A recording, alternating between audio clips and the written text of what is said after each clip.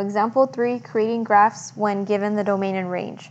So for these, I'm going to give you the domain and the range, and you guys have to graph a possible function. They could all look different. They don't all have to be the same. So it's okay if your graph looks a little bit different. Like when I give you guys your practice, it's okay if your graph looks a little different than what my answer is or what your classmates' answers are. So in the previous example, I gave you the graph, you gave me the domain. Now I'm giving you the domain and range, and you're giving me the graph. So for number 1, they tell us the domain is from -4 to 2, and our range is from 0 to 3.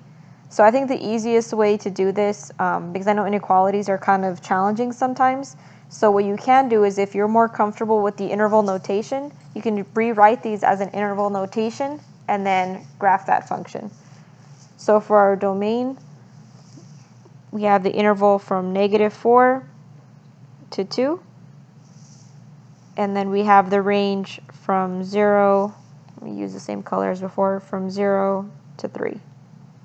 So notice where my parentheses and my brackets are. So parentheses means that I don't have the little equal sign with the inequality, and then brackets means that I do.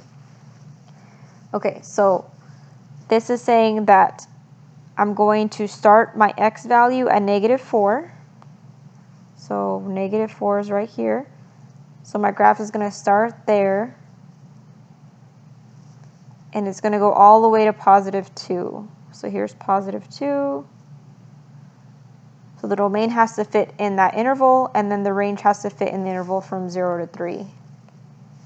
So from 0 all the way to +3. Okay, so my graph has to fit essentially in this box here.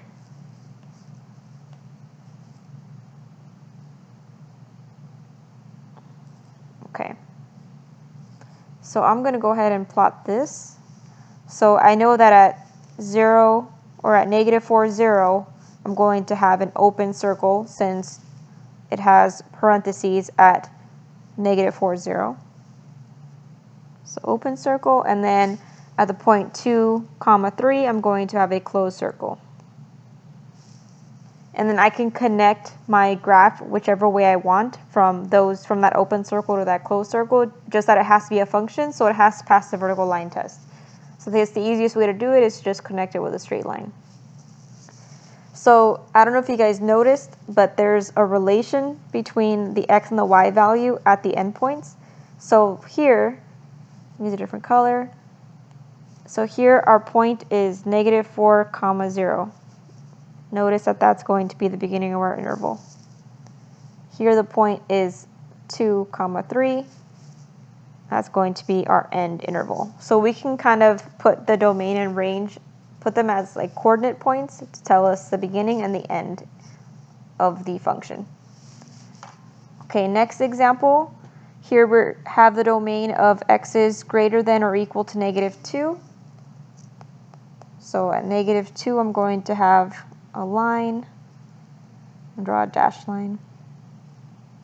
And it's going to be greater than. So all the numbers that are -2 or greater. So I'm going to draw an arrow pointing that way because I know my domain has to be on the right side of that line because the right side of the line represents numbers that are bigger than -2.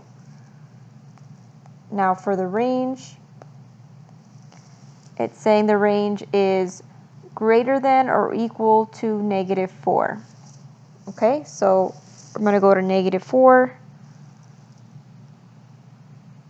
And it has to be greater than or equal to -4, so I'm going to draw an arrow up because it's numbers that are bigger than -4. So if we were to write these in interval notation, it'd be -2 to infinity and -4 to infinity. So if that shows you, if that's an easier way for you guys to see that it's all the numbers that are bigger than -2 and all the numbers that are -4, I highly recommend that you guys rewrite them in interval notation. Okay, so at that point of -2, -4, it's going to be a closed circle because we have brackets at both those, at -2 and at -4. So it's going to be closed. And all I need it to do is I need it to be on the right side and I need it to go up. So I'm just going to draw a line going up with an arrow because it's going to go to infinity.